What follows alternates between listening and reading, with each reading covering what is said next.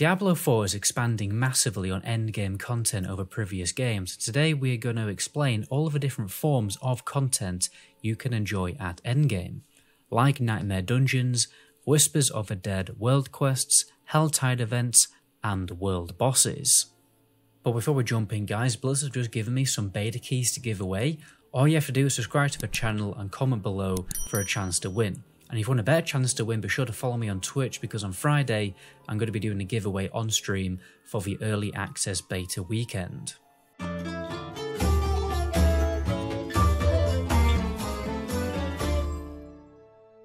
Firstly, I need to explain how the world tier system works. It's pretty simple. It's like a difficulty mode that applies itself to the world. There are 5 tiers, and this will change the difficulty of the entire world, starting with the Adventurer tier. This is the easiest mode that I'd recommend for new Diablo players, but the loot drops aren't that great. Then tier 2, which is Veteran mode, is going to be a bit more difficult, and obviously it will get you better loot. Then we have tier 3, Nightmare. This is unlocked by defeating a challenging boss at the end of tier 2 difficulty mode, and it is recommended that you start this at level 50. And this is really the point of when the end game actually starts. And also at this point you can go to a capital city and change what world tier that you want to play on. So this will allow you to go to low level areas on higher difficulty. With Nightmare turned on, champion monsters have a chance to appear, sacred items which are more powerful legendaries will have a chance to drop, and your non-physical resistances are reduced by 20% and you gain 100% more XP points. Tier 4, this is Hell difficulty. Sacred items are more frequent, non-physical resistance is reduced by 30% and you gain 150% more XP. Then the last tier is Torment. Now, ancestral items will have a chance of dropping, which is basically even better legendaries. Unique items can now also be found. Your non-physical resistances are reduced by 40% and your XP is increased by 250%. Now let's talk about Nightmare Dungeons. This is the hardest difficulty mode for dungeons, and it's unlocked by receiving a Nightmare Seal. It's essentially a key that puts the dungeon on Nightmare difficulty mode, and these sigils drop from the Tree of Whispers events in the open world, which we will explain what they are later. Blizzard have said that they will also drop quite frequently, so they may also drop from something else other than these world quests. The sigil can also have additional affixes that will affect mob behaviour, which can be varying effects similar to how Mythic Plus keys work on retail World of Warcraft.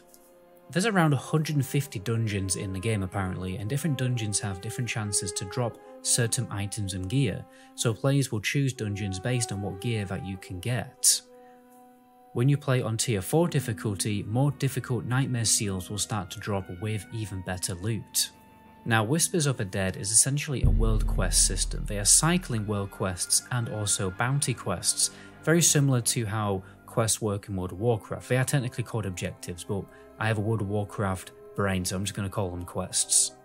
It seems like these quests are going to appear on the map multiple times, again very similar to how world quests do work on retail WoW, and they will reward experience, gold, crafting materials, legendary items, and have a chance also to give you a Nightmare Seal.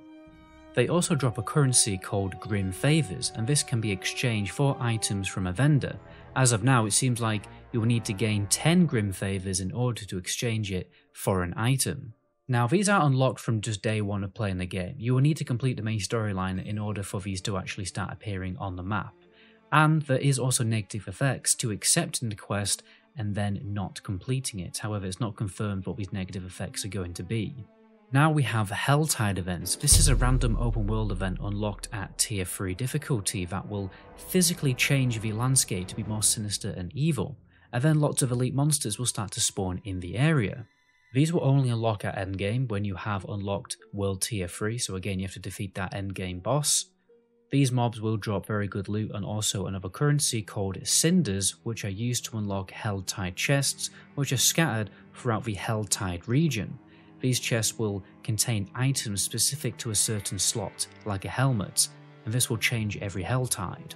So you'll have people making groups saying, looking for my Helltide event, which is dropping helmet gear.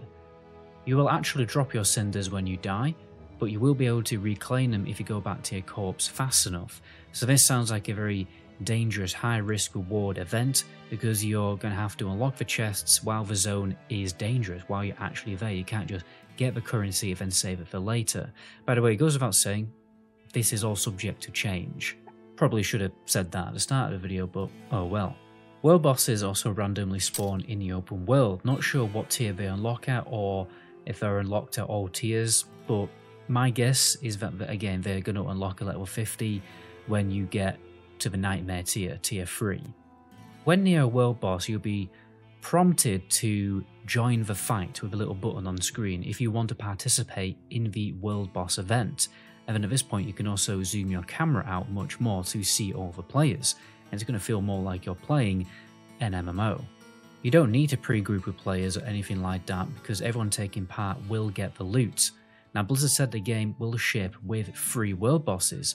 2 are confirmed, so we have Hajava the Pestilence, basically big zombie dragon, and the Treasure Beast. Not sure whether they're going to actually, do that guy solid and give him an actual good name, but we'll see. And the other world boss, as of now, is unconfirmed. And it's also very likely, because they have teased at this, that more world bosses will release with new seasons. The bosses may also have difficulty modes where you'll be encouraged to actually make a big raid party before you go in and attempt it, but that's definitely a maybe. Personally, I think it would be interesting to see them take a little leaf out of the MMO book and actually have big raid battle world bosses in the game. Blizzard have also said that, when new seasons come out, they will release more content of basically everything I've described, more Helltide events, more different quests for you to do from the Whispers of the Dead, more Nightmare dungeons, and then they also have teased that they will eventually release an expansion. Just before we jump off guys, please do me a solid and check out my second channel, where I'm very soon going to be doing videos like this essentially, but we're going to be covering the new Starfield game, which is Bethesda's new big RPG game. But obviously it is very different to previous IPs like Skyrim, because it is going to be set in space. So be sure to check that out. But anyway guys, until my next video, ciao.